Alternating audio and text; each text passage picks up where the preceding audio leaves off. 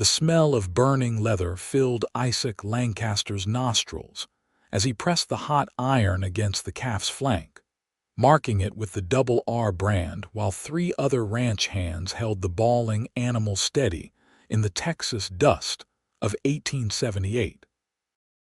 "That's the last one for today," called out Silas from across the corral, wiping sweat from his weathered face with a bandana that had seen better days. The sun hung low over the rolling hills surrounding the ranch outside San Angelo, Texas, painting the sky in shades of orange and pink that reminded Isaac of something beautiful he had witnessed just 3 months prior. Isaac straightened his back, feeling every one of his 24 years in the ache that ran up his spine. He had been working at the Double R Ranch for nearly 18 months now, saving every penny he could manage beyond what he needed for basic supplies. The other hands thought him odd for living so frugally, for declining their invitations to the saloon most Saturday nights, for wearing boots that should have been replaced 6 months ago. They did not know about Emma. The memory of her came to him unbidden, as it did 100 times each day. Emma Jennings had arrived in San Angelo last spring with her widowed father, a clockmaker by trade who had decided to try his luck in a growing Texas town, rather than compete with the established craftsmen back in St. Louis. Isaac had first seen her on a Sunday morning when he had ridden into town for supplies, her honey-colored hair catching the sunlight as she swept the boardwalk in front of her father's newly opened shop. He had not meant to stare, but something about the way she moved, the gentle concentration on her face as she worked, had stopped him cold in the middle of the dusty street. A wagon had nearly run him over before he came back to his senses, the driver shouting curses that Isaac barely heard over the pounding of his own heart. It took him 3 weeks to work up the courage to enter the shop.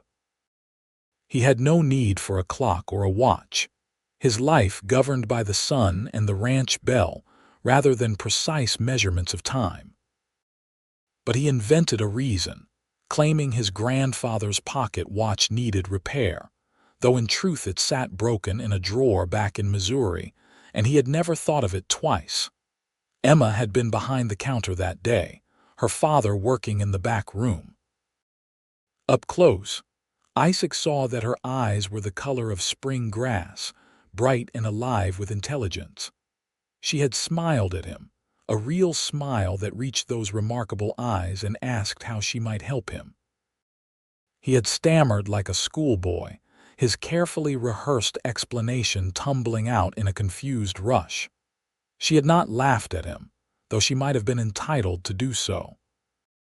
Instead, she had listened patiently, her head tilted slightly to one side, and then gently explained that without the watch itself, there was little she could do to assess the repair. "Perhaps you might bring it next time you are in town," she had said, and those words "next time" had filled him with such hope that he had walked on air all the way back to the ranch. He did return the following week, having written to his mother to send the watch. This time, Emma's father, Thomas Jennings, was at the counter.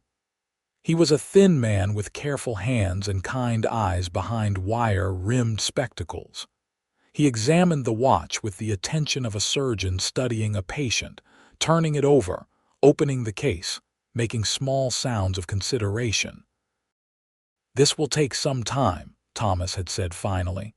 "The mainspring is broken, and I will need to order a replacement from back east. 2 months, perhaps 3. Isaac had nodded, trying not to show his disappointment. 2 months seemed an eternity. But then, Emma had emerged from the back room carrying a tray of clock parts, and her presence had made everything seem worthwhile again. Over the following weeks, Isaac found reasons to stop by the shop. He would ask about the progress on the watch, though he knew full well that the part could not have arrived yet.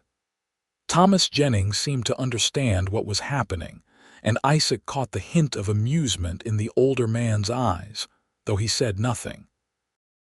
Sometimes Emma would be there, sometimes not. When she was, Isaac felt as though the sun shone brighter.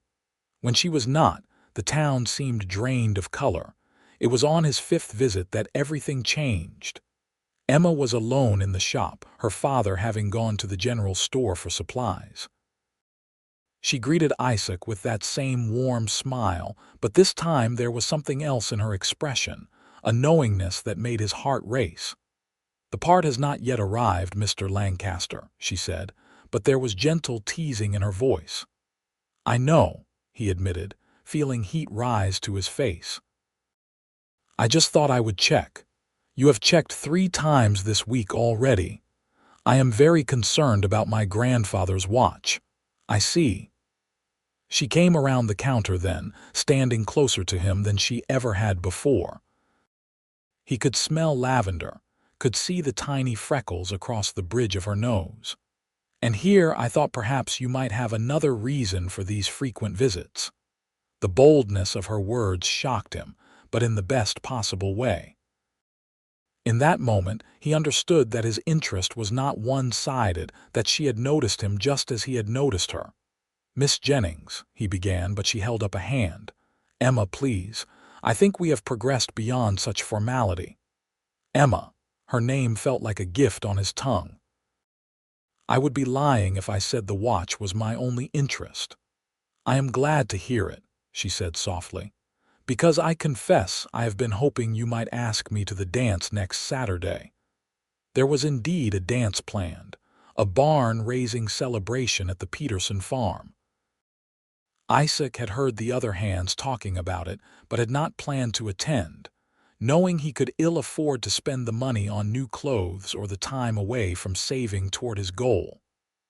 "I would be honored," he heard himself say, throwing caution to the wind.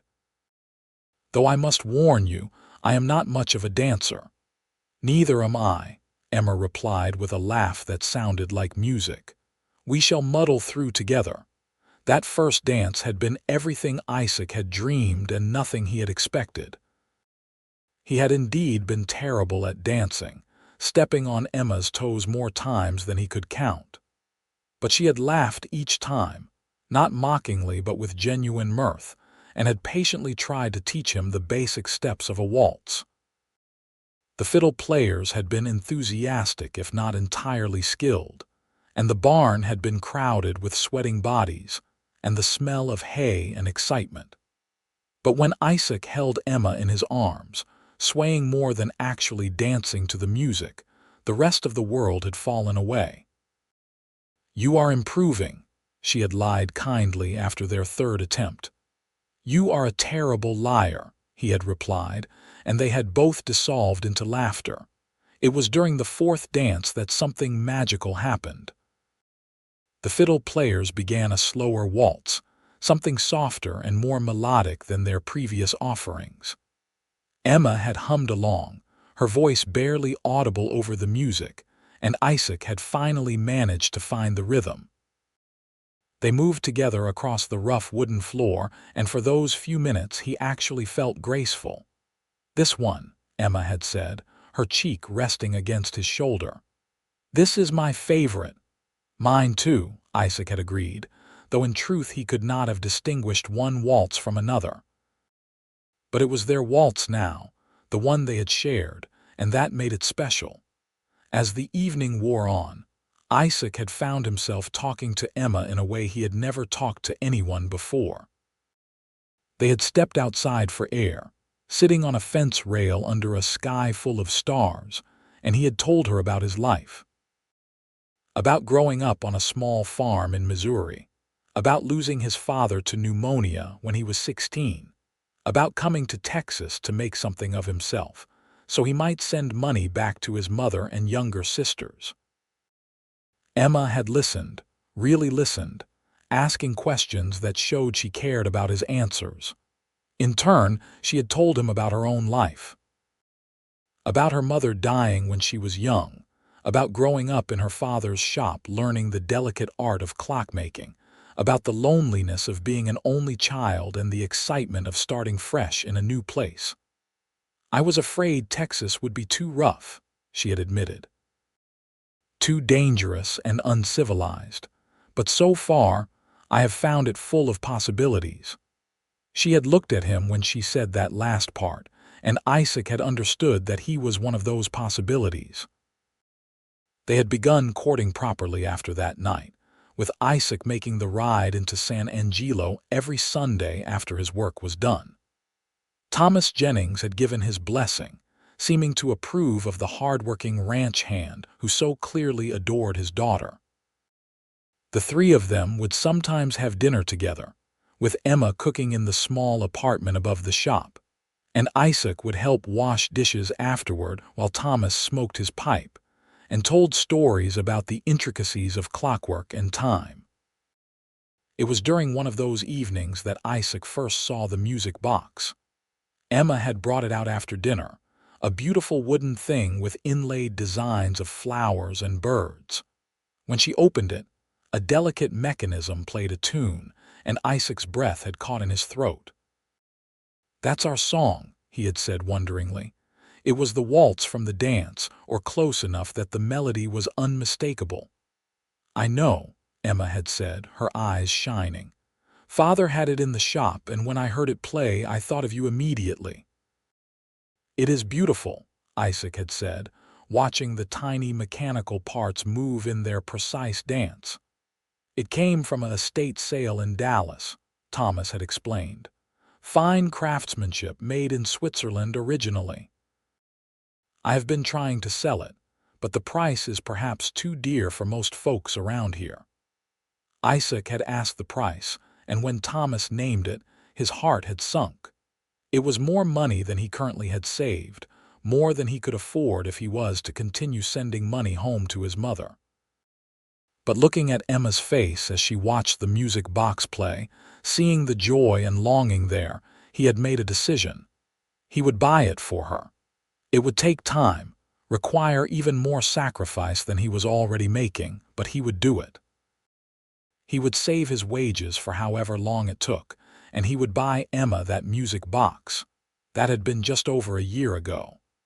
Since then, Isaac had cut his expenses to the bone. He took no new clothes, repaired his old ones until they could be repaired no more. He ate simply, declined any entertainment that cost money, and saved every single penny beyond his absolute necessities. The other ranch hands thought him miserly, but Isaac did not care what they thought. Emma did not know about his plan. He had told her nothing, wanting it to be a surprise. They continued to court, and their affection for each other grew deeper with each passing week. He had met her on Sundays when he could, and they had stolen what moments they might together, always properly chaperoned by her father or in public view, as was expected. There had been challenges, of course. The work at the Double R Ranch was hard and sometimes dangerous. Isaac had been thrown from horses, kicked by cattle, and once nearly trampled in a stampede caused by a lightning strike. Each time, he had thought of Emma waiting for him in San Angelo, and each time he had been more careful, more determined to survive and make it back to her. The ranch owner, Robert Richardson, was a fair man but demanding. He expected a full day's work for a day's pay, and Isaac made sure to give it to him. He had earned Richardson's respect through his dedication and skill, and when a position as assistant foreman had opened up 3 months ago, Richardson had offered it to Isaac. The position came with better pay, and Isaac had been tempted. The extra money would mean he could buy the music box sooner, could perhaps even start saving toward a future with Emma beyond just a courting relationship. But the job also required staying on the ranch full-time, with only one Sunday off per month instead of one per week. He had agonized over the decision for 2 days before declining. The money meant nothing if he could not see Emma, could not continue to build their relationship. Richardson had seemed surprised but accepting, giving the position to Silas instead. "You are a fool, Lancaster," Silas had said, though not unkindly. "But I respect a man who knows what he wants." What Isaac wanted was Emma, Everything else was secondary.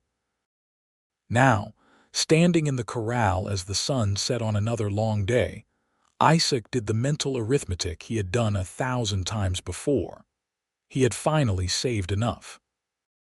His wages from the past year, carefully hoarded and hidden in a tin box under his bunk, amounted to just enough to purchase the music box with a few dollars to spare. His plan was to ride into San Angelo on Sunday, speak with Emma Jennings about buying the music box, and then present it to Emma at the church social that evening. He had it all worked out in his mind, had rehearsed what he would say when he gave it to her.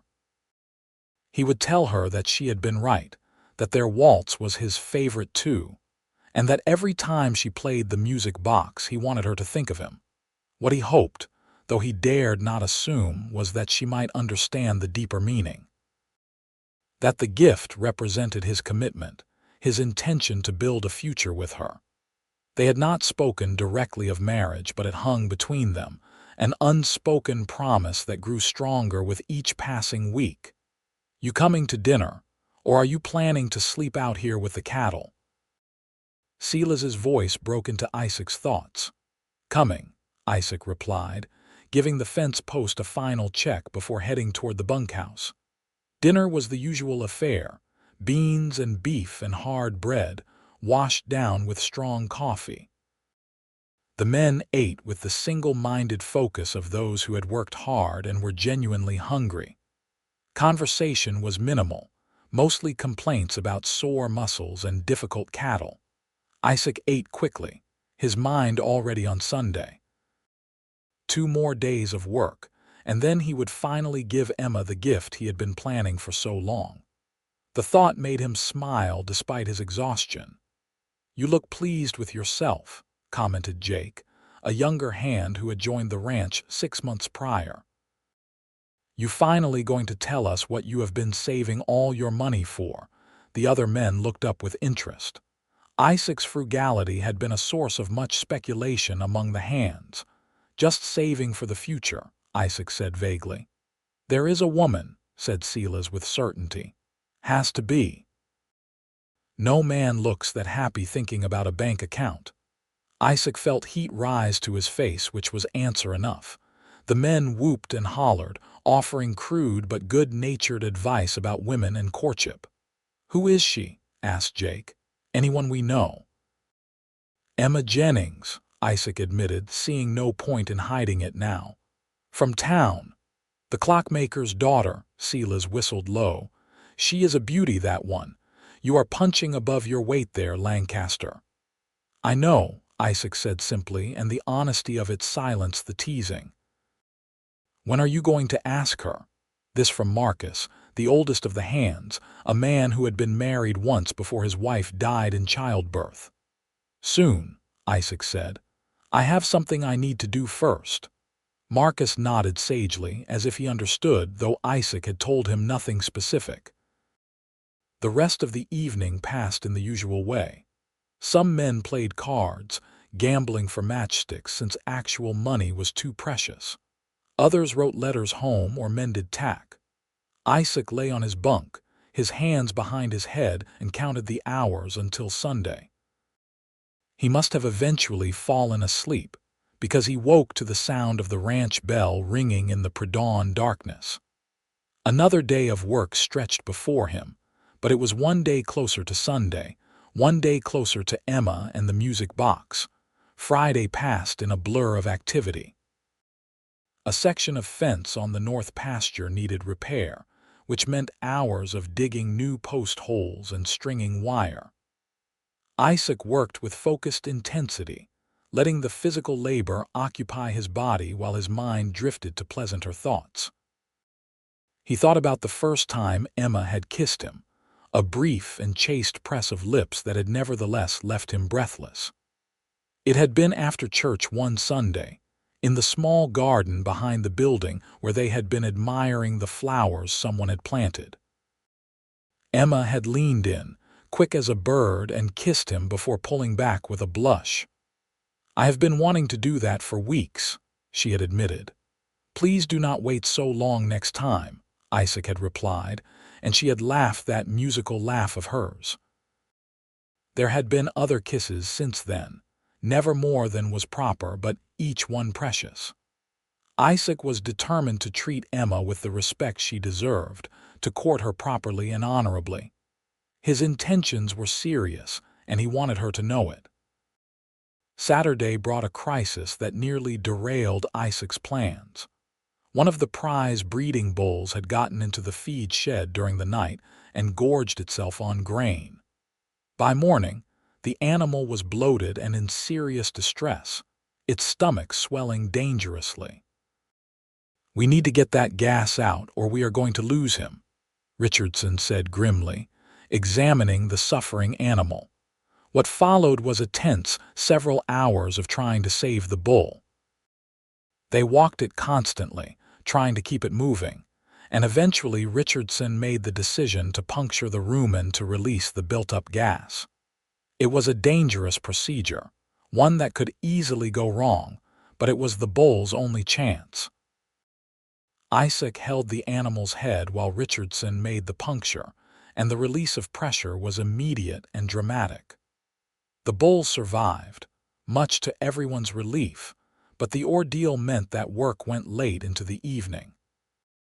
By the time Isaac finally made it back to the bunkhouse, he was covered in sweat and filth and exhausted to his bones. Tomorrow was Sunday, his day to go into town, and he needed to be presentable for Emma. He heated water and washed as best he could in the basin, scrubbing away the grime of the day.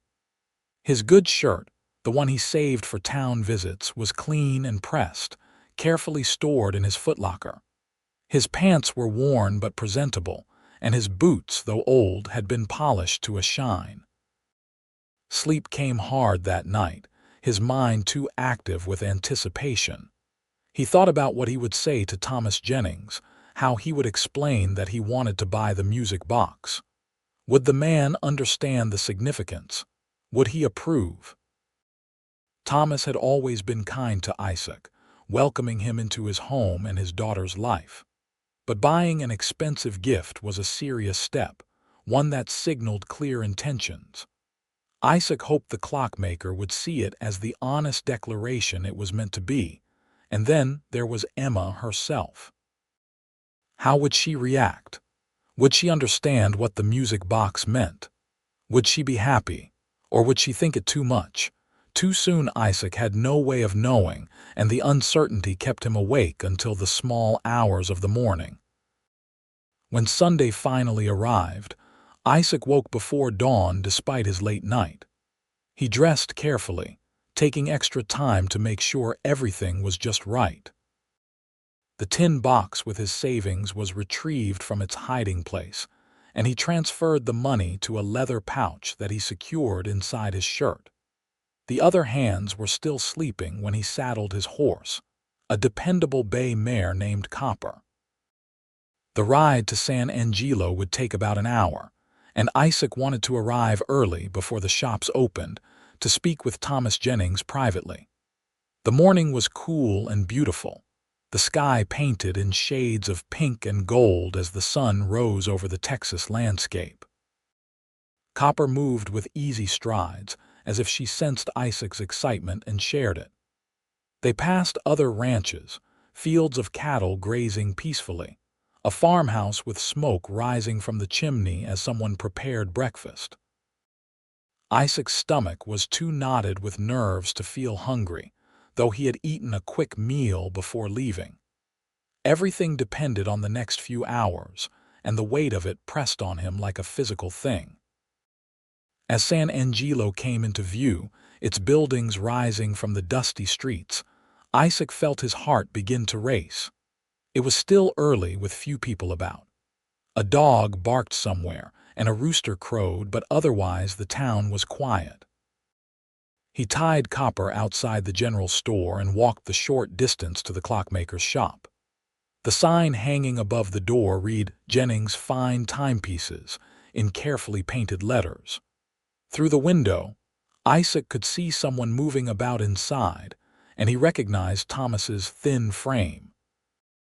Taking a deep breath, Isaac knocked on the door. Thomas looked up, saw Isaac, and came to unlock the door with a smile. "Isaac, you are early today. Come in, come in." The shop was a wonder of ticking sounds, dozens of clocks on the walls, all keeping their own version of time. The workbench was covered with tiny tools and clock parts, evidence of Thomas's constant work. "Mr. Jennings, I hope I am not disturbing you," Isaac began. "Not at all. Emma is still upstairs preparing for church, but she will be down shortly. Can I offer you coffee?" "Actually, sir, I was hoping to speak with you privately first, about a business matter." Thomas's eyebrows rose slightly, but he gestured to a chair. "Of course. What can I do for you?" Isaac sat, suddenly aware of how nervous he was. He had practiced this conversation in his head 100 times, but now that the moment was here, the words felt clumsy. "Sir, you know that I have been courting your daughter for over a year now." "I do, and you have conducted yourself admirably throughout." "My intentions toward Emma are serious, Mr. Jennings, completely serious and honorable." "I believe you, Isaac. You have shown yourself to be a good man." Isaac took courage from those words. "There is something I would like to buy from you. The music box, the one that plays the waltz." The one Emma admired. Understanding dawned on Thomas's face, followed by something that looked like approval. "I see, that is quite an expensive piece." "I know, sir. I have been saving for it. For a year now I have put aside every penny I could spare." Isaac reached into his shirt and pulled out the leather pouch. "I have the full amount you quoted, plus a bit extra for any trouble." Thomas did not immediately take the pouch. Instead, he studied Isaac's face as if trying to read something there. "You have saved for a year to buy my daughter a gift." "Yes, sir. That shows dedication and sacrifice, I imagine." "Emma is worth any sacrifice," Isaac said simply. Thomas smiled then, a real smile that reached his eyes. "I am glad to hear you say so, but I must ask you directly, Isaac. What are your intentions? A gift of this magnitude carries certain implications." Isaac met the older man's gaze steadily. "I intend to ask Emma to marry me, sir. Not today, not until I have saved enough to provide for her properly, but soon. And I wanted her to have the music box now, to know that I am committed to her, that I am working toward our future together." "You have any prospects beyond the ranch work?" "I have been talking with Mr. Richardson about buying some land adjacent to his property. Nothing large, but enough to start my own small operation. He is willing to sell it to me at a fair price, and with what I can continue to save, I should be able to purchase it within another year or so. It would be hard work, building something from nothing, but I am not afraid of hard work." Thomas nodded slowly. "And Emma, have you discussed this with her?" "Not yet, sir. I wanted to speak with you first, to make sure I had your blessing before I said anything specific to her about marriage." "You have my blessing, Isaac." "You have had it for some time now, though I appreciate you asking formally." Thomas reached out and took the leather pouch, weighing it in his hand. "I will get the music box for you, but I want you to know something first. Sir, Emma loves you. She has told me as much. Whatever you give her, whatever you offer her, she will accept it because it comes from you, not because of its value. Do you understand?" Isaac felt emotion well up in his throat. "I do, sir, but I still want her to have it. She deserves beautiful things." "She deserves a man who works hard and treats her well," Thomas corrected gently. "And she has found one. The music box is simply a symbol of that." Thomas went to a cabinet in the back of the shop and carefully retrieved the music box. It was even more beautiful than Isaac remembered, the wood polished to a high sheen, the inlaid designs delicate and intricate. Thomas wound the mechanism and opened the lid, and the familiar waltz began to play, clear and sweet. "She will love it," Thomas said, closing the lid and wrapping the box carefully in brown paper and string. "And she will love you for giving it to her." Isaac took the package with reverent care, hardly able to believe that the moment had finally come. A year of saving, of sacrifice, and now the music box was his to give to Emma. "Thank you, sir, for everything." "Thank you for loving my daughter," Thomas replied. "Now you should probably hide that package on your horse before she comes downstairs. I imagine you want it to be a surprise." "Yes, at the church social tonight, if that is acceptable." "Perfectly acceptable. In fact, I think it is quite romantic." Isaac hurried out to where Copper was tied and carefully secured the wrapped music box in his saddlebag, making sure it was protected and would not shift during the ride. His hands were trembling slightly, and he had to pause to collect himself. He had done it. The first major step in his plan was complete. Now he just had to wait until evening to give Emma the gift and gauge her reaction. When he returned to the shop, Emma was descending the stairs, dressed in a simple but lovely blue dress that brought out the color of her eyes. She saw Isaac and her whole face lit up with joy. "Isaac, I did not expect you so early." He crossed the room to her, taking her hands in his. "I could not wait to see you. You saw me last Sunday," she teased, but he could see she was pleased. "That was a whole week ago, far too long." Thomas cleared his throat diplomatically. "I will just finish some work in the back. You young people enjoy your visit." When her father had disappeared into the workshop, Emma stood on tiptoe and kissed Isaac's cheek. "I missed you too." "Are you planning to attend the church social this evening?" Isaac asked, though he already knew the answer. "Of course. Are you?" "I would not miss it." "I was thinking perhaps we might take a walk after, if the weather holds." "I would like that very much." They talked for a while longer, about small things and large things, about Emma's work helping her father and Isaac's week at the ranch. He told her about the bull and the dramatic rescue, and she expressed appropriate concern and relief that the animal had survived. Being near Emma always made Isaac feel more complete, as if some part of himself that had been missing had been found. She was intelligent and kind, with a quick wit that kept him on his toes. She challenged him to be better, to think more deeply, to consider perspectives beyond his own experience. When it was time for church, they walked together through the streets of San Angelo, Emma's hand resting lightly on Isaac's arm. Other couples and families were making the same journey, and there were greetings and nods exchanged along the way. The church was a simple wooden building with a cross on top, but inside it was clean and welcoming. Isaac and Emma sat together, with Thomas on Emma's other side. The service was the usual mix of hymns and scripture reading and a sermon that ran a bit long, but Isaac barely noticed.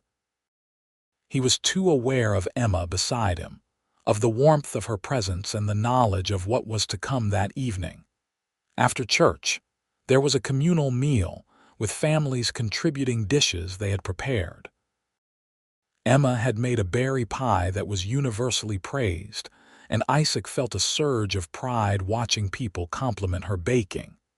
She would make a wonderful wife, he thought, and then felt himself blush at the presumption, even though it was in his own mind. The afternoon passed in pleasant conversation and games for the children. Isaac talked with some of the other ranch hands who had come into town, and with merchants and farmers and other townspeople. San Angelo was still small enough that most everyone knew everyone else, at least by sight. As the sun began to set, the church social shifted into evening mode. Lanterns were lit, and someone brought out a fiddle. There would be dancing, and Isaac felt nervous anticipation build in his chest. This was the moment he had been planning for, the culmination of a year's worth of work and waiting. He found Emma talking with some other young women and gently pulled her aside. "I have something for you. Could we go somewhere a bit quieter?" She looked curious but agreed, following him to a spot behind the church where the garden was. It was the same place they had shared their first kiss, and Isaac thought it appropriate. "You are being very mysterious," Emma said, smiling up at him in the gathering dusk. "I hope you will think it is worth the mystery." Isaac took a deep breath, steadying himself. "Emma, this past year with you has been the happiest of my life. You have given me something to work for, something to hope for, beyond just getting through each day." "Isaac, you are making me nervous," she said, but her eyes were bright with emotion. "I want you to know that I am serious about us, about you. I know I am just a ranch hand and I do not have much to offer right now, but I am working toward something better. Toward a future where I can provide for you the way you deserve." "I do not need much," Emma said softly. "Just you." Those words nearly undid him, but he pressed on. "I still wanted to give you something, to show you how much you mean to me." He had hidden the package behind a barrel earlier, retrieving it now and placing it in Emma's hands. She looked down at it, confused, and then began to carefully unwrap the paper. When she saw what was inside, her hands stilled. She stared at the music box for a long moment, not saying anything, and Isaac felt panic begin to rise. Had he miscalculated? Was it too much? Then Emma looked up at him, and he saw tears streaming down her face. "You bought this for me." Her voice was barely a whisper. "I have been saving for a year," Isaac admitted. "Ever since that night I saw you with it, saw how much you loved it, I wanted you to have it." "Isaac, this cost so much. You should not have spent your money on this." "There is nothing else I would rather spend it on. Nothing in the world." Emma set the music box down carefully on the barrel and then threw her arms around Isaac's neck, holding him so tightly he could barely breathe. He held her just as tightly, feeling her tears wet against his shirt. "I love you," she said against his chest. "I love you so much." It was the first time either of them had said those words aloud, and hearing them from Emma's lips made Isaac feel as though his heart might burst. "I love you too," he said, his voice rough with emotion. "More than I knew it was possible to love anyone." She pulled back just enough to look at his face, her own tear-stained but radiant. "When you said you were serious about us, what did you mean exactly?" This was it, the moment of truth. Isaac knew he should wait, should follow his original plan to save more money first, to have more security before proposing. But looking into Emma's eyes, feeling the rightness of this moment, he could not hold back. "I meant that I want to marry you, Emma. I know I should wait to ask, should have more to offer you first, but I cannot keep it inside anymore. I love you and I want to spend my life with you if you will have me." Emma's smile was like the sun breaking through clouds. "Yes, yes, Isaac, I will marry you. I do not care that you do not have much right now. We will build something together. That is what marriage is it not? Building a life together." Isaac kissed her then, properly kissed her in a way he had not allowed himself before. She kissed him back with equal fervor, and for a long moment, there was nothing in the world but the two of them and the joy that filled every inch of Isaac's being. When they finally broke apart, both breathless, Emma laughed and wiped at her tears. "My father is going to say we should have a long engagement, you know, to give you time to get established. I already spoke to him this morning before you came downstairs. He gave me his blessing." "You did, and he approves." "He said he approves of me and that you love me, and that is what matters." Emma picked up the music box again, cradling it like something precious. "Will you open it? I want to hear our song." Isaac wound the mechanism as he had seen Thomas do and opened the lid. The waltz began to play, delicate and beautiful in the quiet garden. "Dance with me," Emma said, setting the box back down where the music could still reach them. They danced there in the garden, with only the music box and the emerging stars as witnesses. Isaac was still not a good dancer, but he was better than he had been a year ago, and with Emma in his arms it did not matter if he was clumsy. All that mattered was the two of them, together, moving to the sound of their waltz. When the music wound down and stopped, they stood holding each other, neither wanting to break the spell of the moment. "We should go tell Father," Emma said finally. "He will want to know that you proposed, even though he has already given his blessing. Will he be surprised?" "Not even a little bit," Emma said with a laugh. "But he will want to celebrate with us." They gathered up the music box and walked hand in hand back to where the social was still going on. Thomas saw them coming and immediately read the situation from their joined hands and glowing faces. "So it is official then?" he asked, his own face breaking into a wide smile. "We are engaged, Father," Emma announced. "Isaac asked me to marry him and I said yes." Thomas shook Isaac's hand warmly and pulled Emma into a hug. "Congratulations to you both. This calls for a celebration." Word spread quickly through the social, as such news always does in a small town. People came to offer their congratulations, and Isaac found himself shaking hands and receiving back slaps from men he barely knew. Emma was surrounded by women, all wanting to see the music box and hear the story of the proposal. The fiddle player, hearing about the engagement, asked what they would like him to play. Emma looked at Isaac and they both knew without speaking. "A waltz," Isaac said, "if you know one." The fiddler nodded and began to play, and Isaac led Emma out onto the makeshift dance floor. Other couples joined them, but Isaac only had eyes for Emma. She was going to be his wife. The thought filled him with such happiness that he felt dizzy with it. They danced until late into the evening, until Isaac knew he needed to start the ride back to the ranch before it got too late. Saying goodbye to Emma was harder than usual, knowing that she was his fiancée now, that their future together was assured. "When should we marry?" Emma asked as they stood beside Copper, stealing a final few moments together. "As soon as I have the money for the land," Isaac said. "I want to have something established, a real foundation for us to build on." "How long will that take?" "Another year, perhaps." "Maybe less if I can take on extra work." "A year seems like forever," Emma said, but she was smiling. "But I suppose I can be patient. After all, you waited a year to give me this music box." "And it was worth every day of waiting," Isaac assured her. He kissed her one more time, then mounted Copper and began the ride back to the ranch. The moon was bright enough to light his way, and his heart was so light he felt as though he could fly. Behind him, San Angelo's lights grew smaller in the distance. Ahead of him, the ranch waited. But in his heart, he carried Emma and the promise of their future together. The next year was going to be the longest of his life, but it would be bearable knowing that at the end of it, Emma would be his wife. The months that followed the engagement were both wonderful and challenging for Isaac.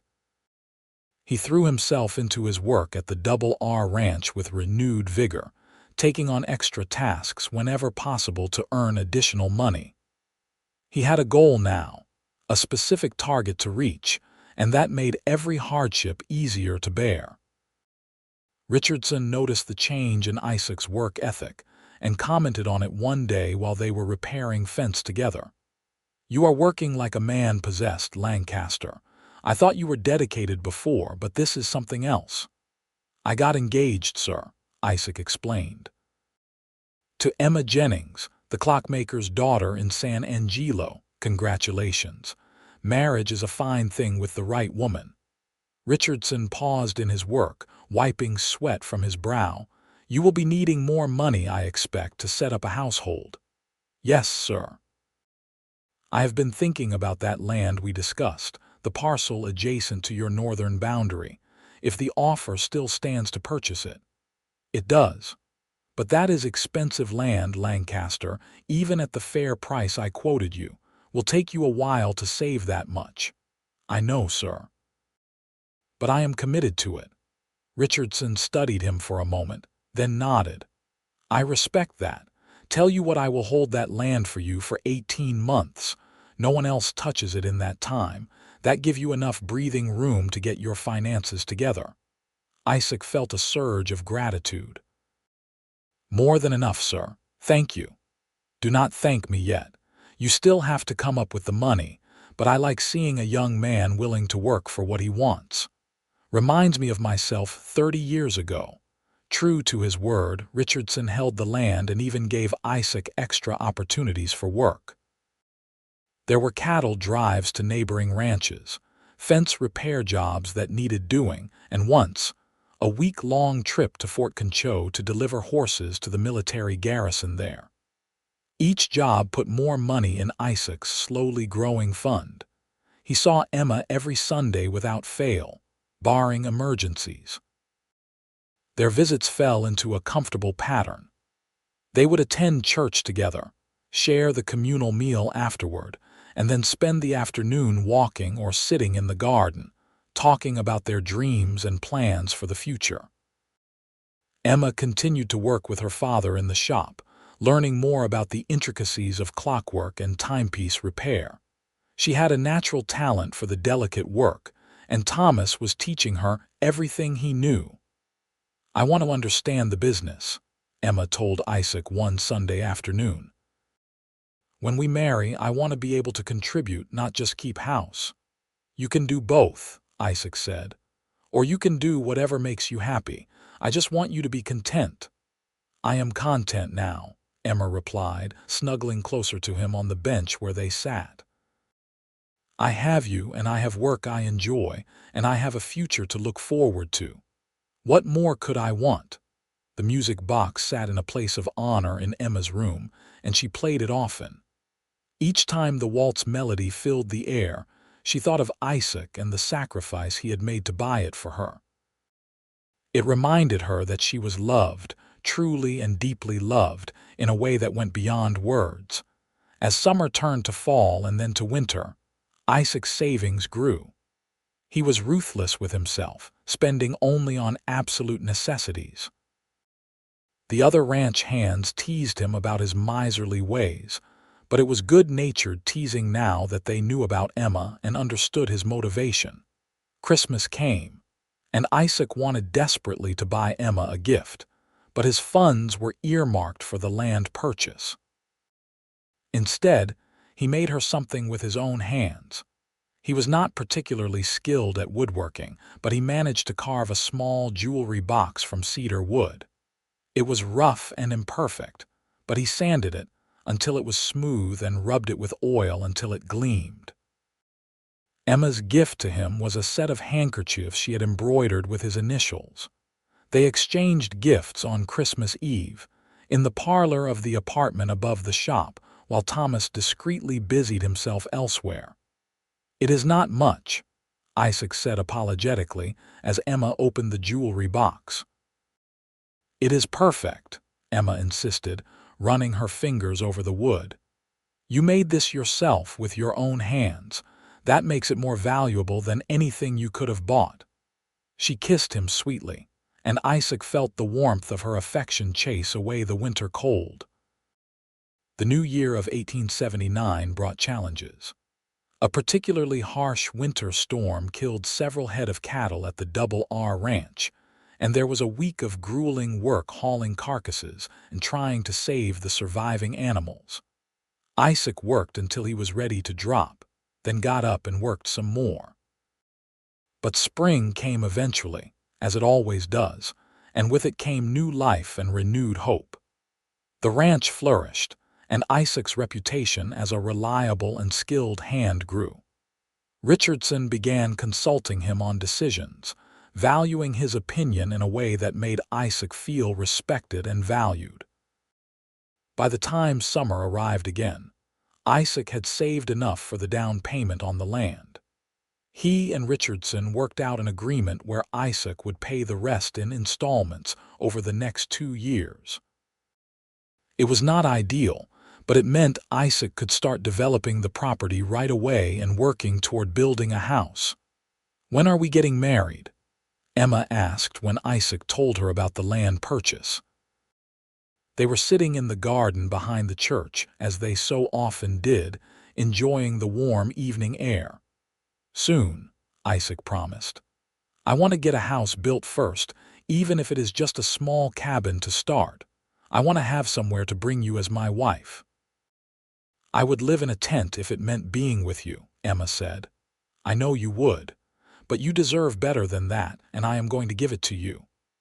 Through the summer and into the fall, Isaac spent every spare moment working on his land.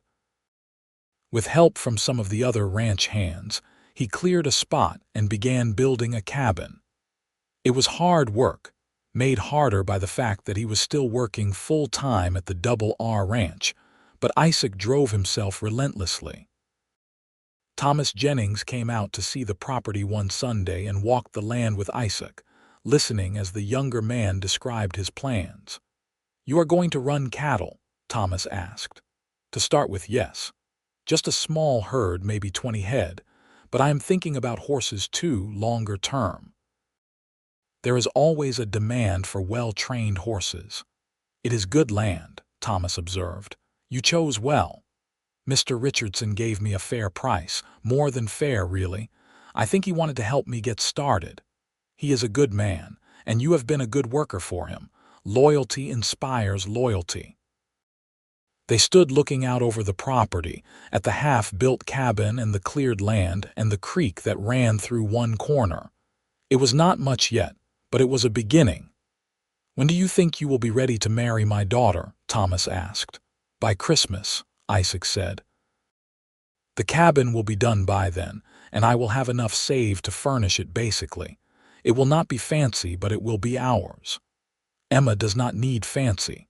She needs a man who loves her and will work hard to provide for her.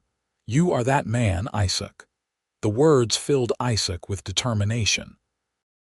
He would have the cabin finished by Christmas. He would marry Emma and bring her to the home he had built with his own hands. It would be the beginning of their life together, the foundation on which they would build everything else. October brought an unexpected crisis. One of the ranch hands, a man named Pete who had always been friendly to Isaac, got into trouble in town. He had been drinking and got into a fight that resulted in a man being seriously injured. Pete was arrested and faced serious charges. The incident shook the whole ranch. Pete had a wife and 2 small children, and without his income, they were destitute. The other hands took up a collection to help the family, and Isaac found himself torn. He wanted to help, knew he should help, but every dollar he gave was a dollar that delayed his wedding to Emma. He wrestled with the decision for 2 days before talking to Emma about it. "What do you think I should do?" he asked her. Emma did not hesitate. "Help them. Those children need food and shelter. Our wedding can wait a few more weeks." "You are sure?" "I am sure. Marriage is supposed to be about more than just ourselves, is it not? About being part of a community and helping others when we can." Isaac had never loved her more than in that moment. He contributed to the collection, a significant amount that set back his timeline but felt like the right thing to do. As it turned out, Pete's wife was so grateful that she insisted on helping in return.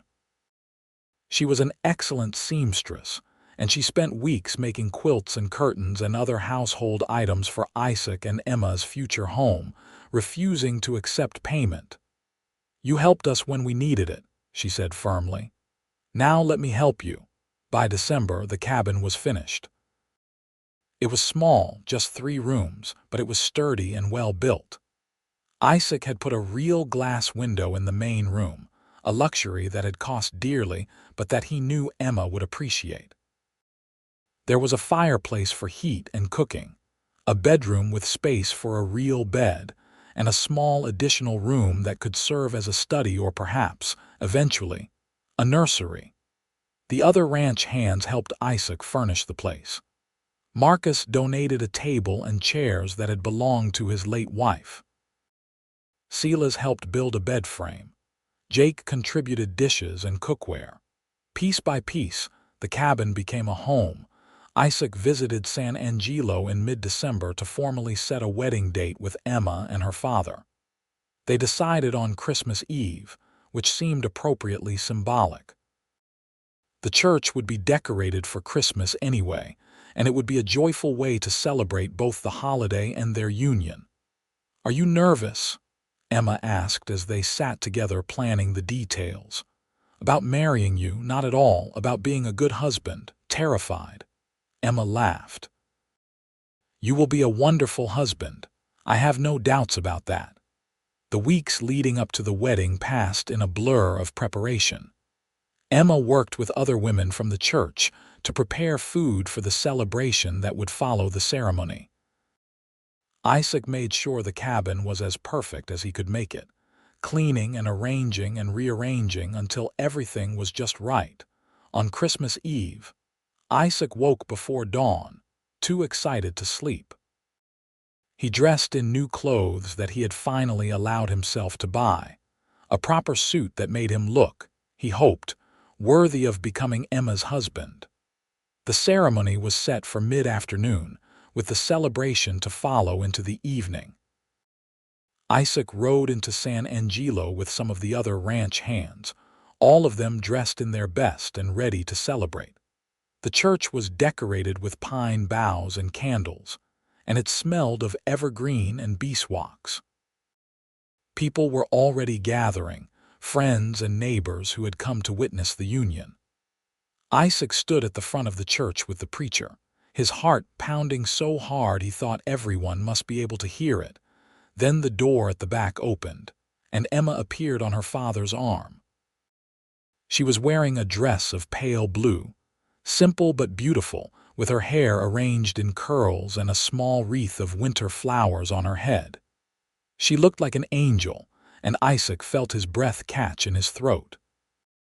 Thomas walked his daughter down the aisle, and there were tears in the older man's eyes as he placed Emma's hand in Isaac's.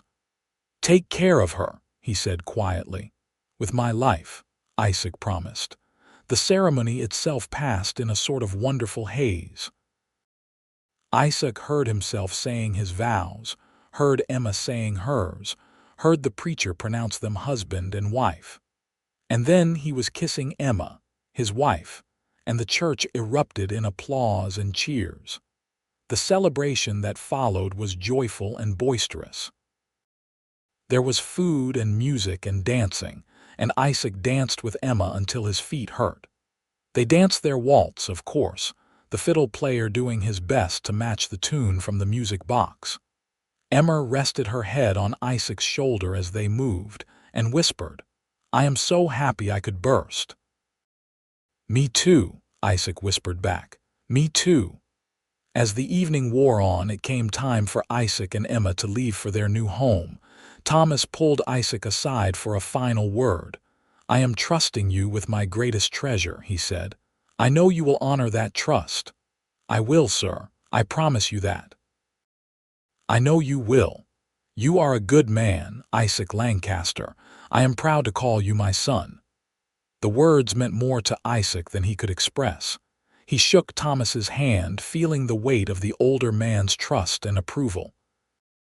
Isaac and Emma rode out to the cabin together, Emma riding behind Isaac on Copper with her arms around his waist. The moon was full and bright, lighting their way, and fresh snow had fallen earlier in the day, making everything look clean and new. When they reached the cabin, Isaac dismounted and then helped Emma down. He had thought about carrying her over the threshold, but before he could, Emma grabbed his hand and pulled him toward the door. "I have been waiting to see our home," she said excitedly. Isaac opened the door and led her inside. He had left lamps burning low and the fire was banked in the fireplace. The main room looked cozy and welcoming, and Emma walked around slowly, taking everything in. "Isaac, it is perfect," she breathed. "Absolutely perfect." "You have not seen the bedroom yet," he said, leading her through. There, on a small table beside the bed, sat the music box. Isaac had retrieved it from Emma's room the day before with Thomas's help to surprise her.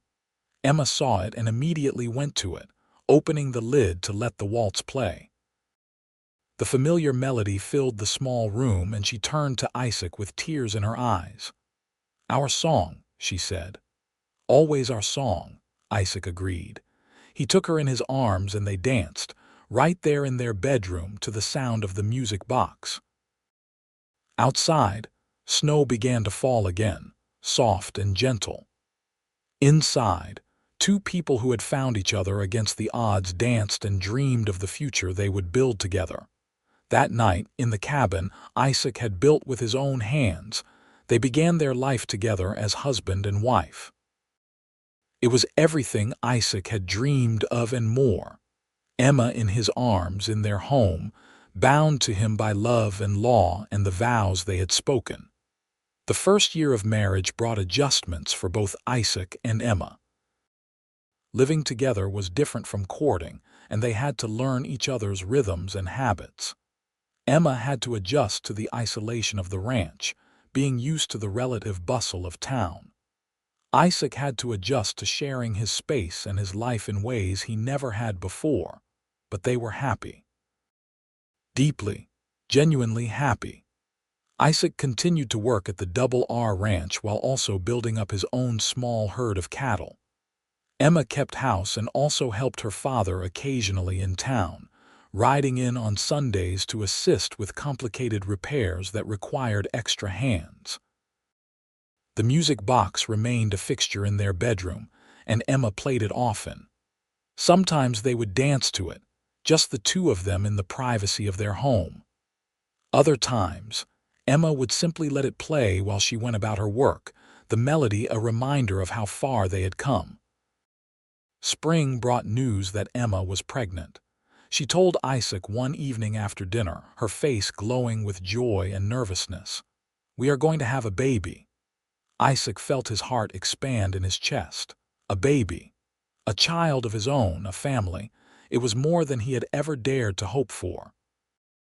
"Are you happy?" Emma asked, needing reassurance.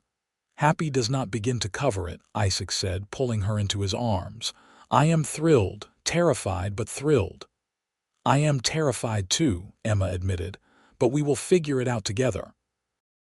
They prepared for the baby's arrival with the same dedication they had brought to everything else. Isaac built a cradle, working late into the night to get it just right. Emma sewed tiny clothes and blankets, her hands steady despite her nervousness. In November of 1880, Emma gave birth to a son. The labor was long and difficult, and Isaac spent hours pacing outside the bedroom while the midwife and Thomas attended to Emma. When he finally heard the baby's cry, he nearly collapsed with relief. The midwife emerged, smiling. "You have a healthy boy, and your wife is tired but well." Isaac was allowed in to see Emma, who lay exhausted in their bed with the baby in her arms. She had never looked more beautiful to him. "Meet your son," she said softly. Isaac looked down at the tiny face, at the impossibly small fingers and the wisp of dark hair. His son. His and Emma's child. "What should we name him?" he asked. They had discussed names but never settled on one. Now, looking at the baby, Emma said, "I was thinking Thomas after my father, if that is acceptable to you." "Thomas Lancaster," Isaac said, trying it out. "It is a strong name, I like it." Little Thomas was a good baby, though he kept them up at nights with his crying. Isaac and Emma took turns walking him, soothing him, learning the mysterious art of parenthood. It was exhausting and wonderful and terrifying all at once. The music box helped, they discovered. When Thomas was fussy, the waltz melody would often calm him. Emma would wind it up and let it play while she rocked him, and more often than not, the baby would settle and fall asleep. "He likes our song," Emma said one night, watching Thomas's eyes droop close to the sound of the waltz. "He has good taste," Isaac replied, wrapping his arms around both his wife and his son. As Thomas grew, the cabin began to feel smaller. Isaac started planning an expansion, drawing up designs for additional rooms. But before he could begin building, opportunity knocked in an unexpected way. Richardson approached him one day with a proposition. The older man was thinking about retiring, and he wanted to sell the Double R Ranch. He offered Isaac the chance to buy it, with a payment plan that would stretch over 10 years, but that would ultimately make Isaac the owner of a significant property.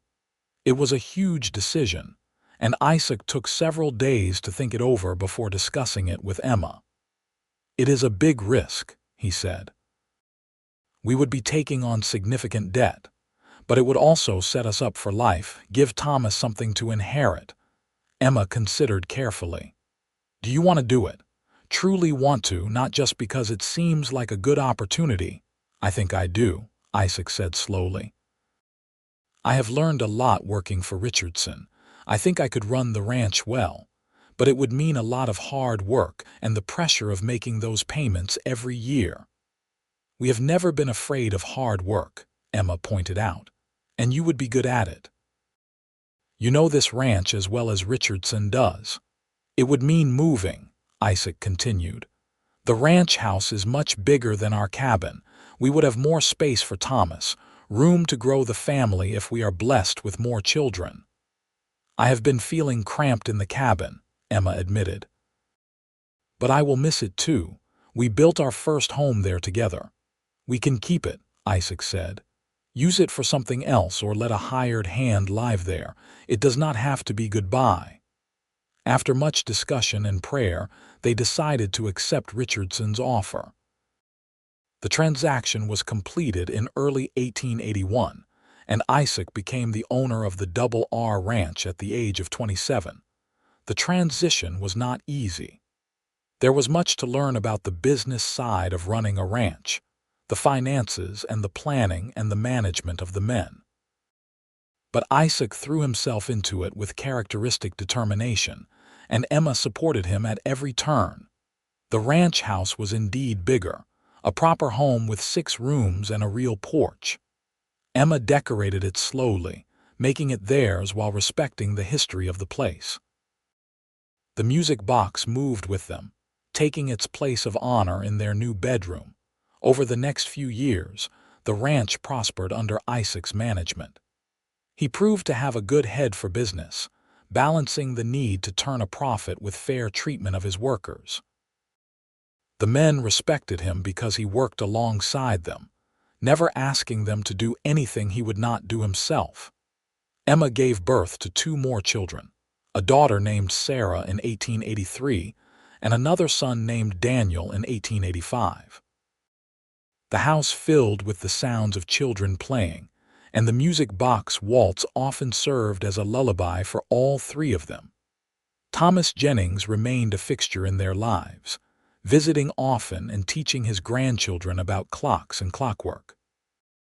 He had aged considerably, his hair gone completely white, but his mind remained sharp and his hands steady. One evening in 1887, as they sat on the porch watching the children play in the yard, Thomas said to Isaac, "You have done well for yourself, son, better than I think even you imagined." "I have been blessed," Isaac replied, "more than I deserve. You deserve every bit of it. You worked for it, sacrificed for it, and you have always treated my daughter like the treasure she is." Emma, sitting on Isaac's other side, reached over and squeezed his hand. "We have both been blessed." The music box, now nearly 10 years old, still played their waltz as sweetly as ever.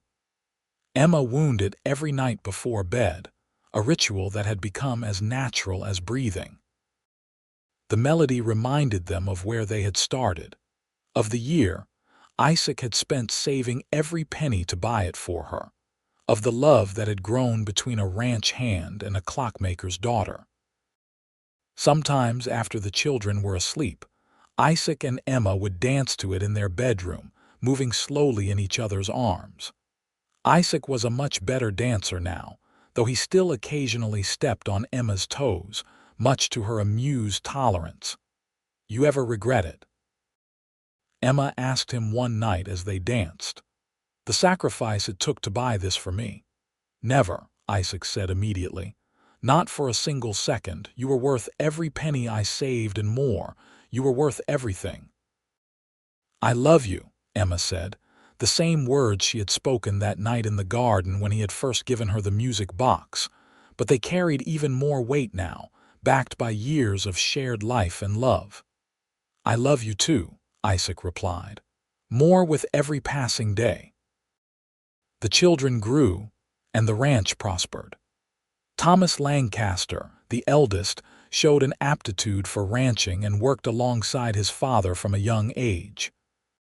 Sarah had her mother's gentle spirit and her grandfather's interest in how things worked, spending hours taking apart and reassembling anything mechanical she could get her hands on.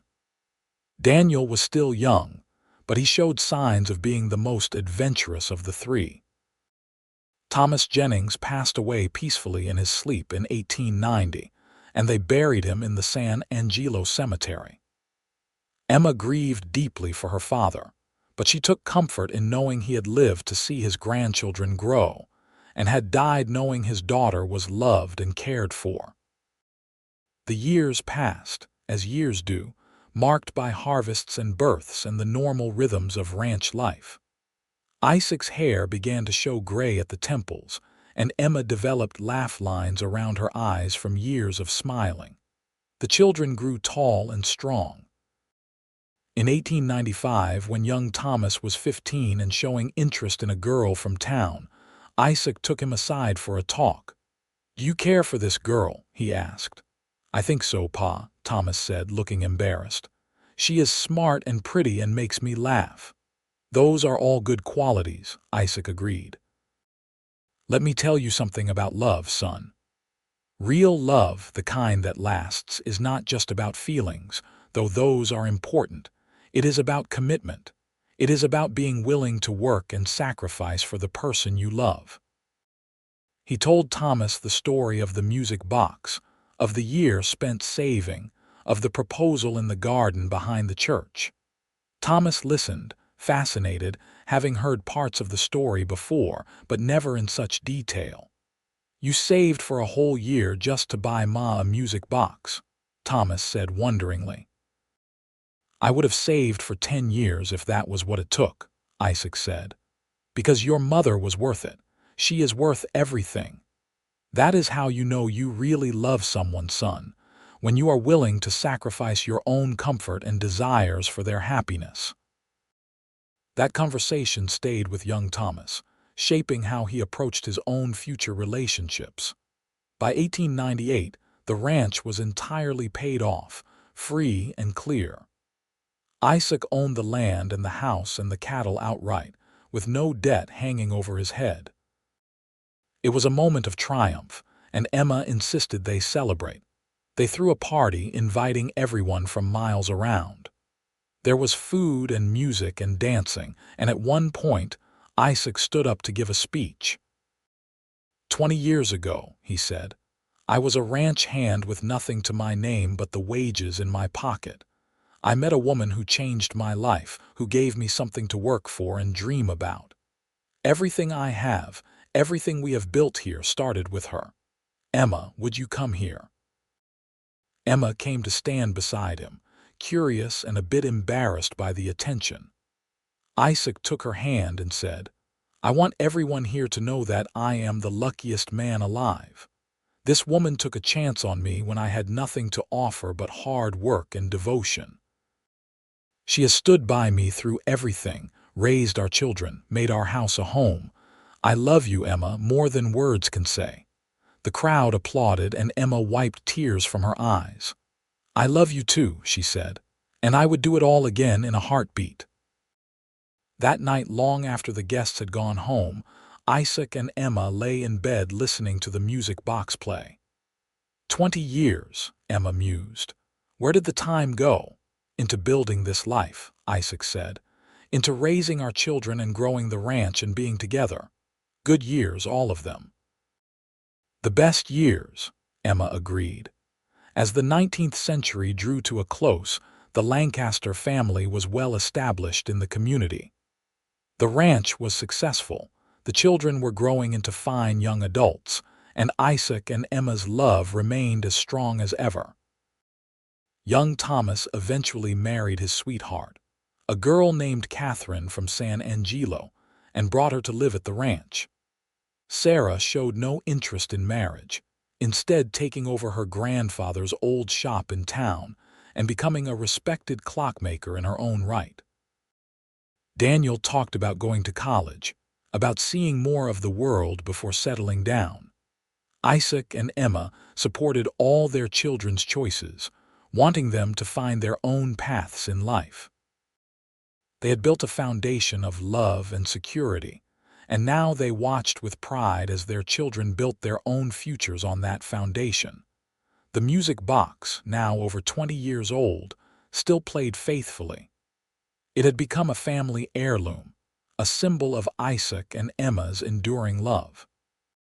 Sometimes the grandchildren would ask to hear it, and Emma would wind it up and tell them the story of how their grandfather had saved for a year to buy it for her. "That is so romantic," Catherine said one day, listening to the story with shining eyes. "Your grandfather is a romantic man," Emma said, smiling at Isaac across the room, "though he hides it well under all that rancher practicality." Isaac felt himself flush, but he did not deny it. He had never been ashamed of his love for Emma, of the lengths he had gone to show her that love. As they grew older, Isaac and Emma began to slow down, letting young Thomas take over more of the ranch operations. They spent more time on the porch, watching sunsets and talking about everything and nothing. They took walks together, hand in hand like young sweethearts, enjoying the land they had built their life on. "Do you ever think about how different things might have been?" Emma asked one evening. "If you had not come into the shop that day, if I had not asked you to the dance?" "Sometimes," Isaac admitted, "but I cannot imagine my life without you in it. It is like trying to imagine the sky without stars. Impossible." "Me too," Emma said softly. "You are the best thing that ever happened to me, Isaac Lancaster." "The feeling is mutual, Emma Lancaster." They celebrated their 25th wedding anniversary in 1904 with a party even bigger than the one they had thrown 6 years earlier. All their children were there, and 3 grandchildren by then, and friends from across the county. The church was decorated and there was dancing. Of course there was dancing. Isaac and Emma danced their waltz, slower now than they once had, but no less meaningful. The fiddle player did his best with the familiar tune, and other couples joined them on the floor. But for Isaac and Emma, there was only each other, just as there had always been. "I would marry you all over again," Isaac said as they moved together. "Every day for the rest of my life," Emma agreed. As the 20th century progressed, bringing changes and new challenges, the Lancaster family adapted and grew. The ranch remained successful, managed now by young Thomas with his father's guidance. Sarah's clock shop thrived, her skills surpassing even her grandfather's. Daniel went off to college as he had dreamed, studying agriculture with plans to return and help modernize the ranch. Through it all, Isaac and Emma remained the heart of the family, their love the foundation on which everything else was built. They had weathered storms both literal and metaphorical, had faced hardships and triumphs, and had emerged stronger for it all. The music box played on, its waltz as sweet as ever despite the passage of time. Emma had it serviced regularly by Sarah, who maintained it with the same care she would give to the most precious timepiece. It was, after all, the symbol of her parents' love story, and she treated it accordingly. On their 30th anniversary in 1909, Isaac surprised Emma with a gift. It was a new music box, beautiful and modern, with multiple songs and intricate carving. Emma admired it properly, but that night she reached for the old music box, the original one Isaac had saved a year to buy for her. "This one is still my favorite," she said, winding it up. "It has memories built into every note." Isaac understood. The new music box was lovely, but it could not compete with the history and meaning of the original.